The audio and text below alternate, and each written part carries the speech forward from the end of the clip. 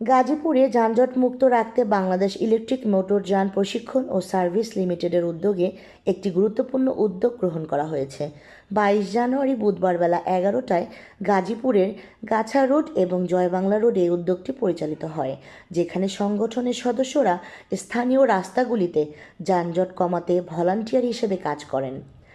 এই দিনের অনুষ্ঠানে গাজীপুর জেলা শাখার ব্যবস্থাপক পরিচালক মুজিবুর রহমান রানা প্রধান অতিথি হিসেবে বক্তব্য রাখেন। তিনি বলেন, আমরা গত 5 বছর ধরে এই কার্যক্রম চালিয়ে যাচ্ছি এবং 64টি জেলায় কাজ করে মানবিক দৃষ্টিকোণ থেকে সেবা প্রদান করছি।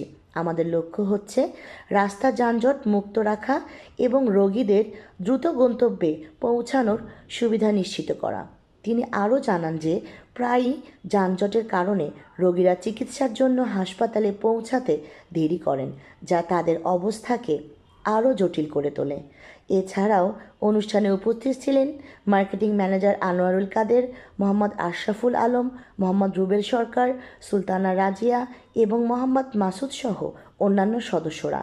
তাদের এই ধরনের উদ্যোগ গাজীপুরবাসীর জন্য একটি গুরুত্বপূর্ণ সহায়ক ভূমিকা পালন করবে। সাবরিনা শাহরিন, তরঙ্গ টিভি।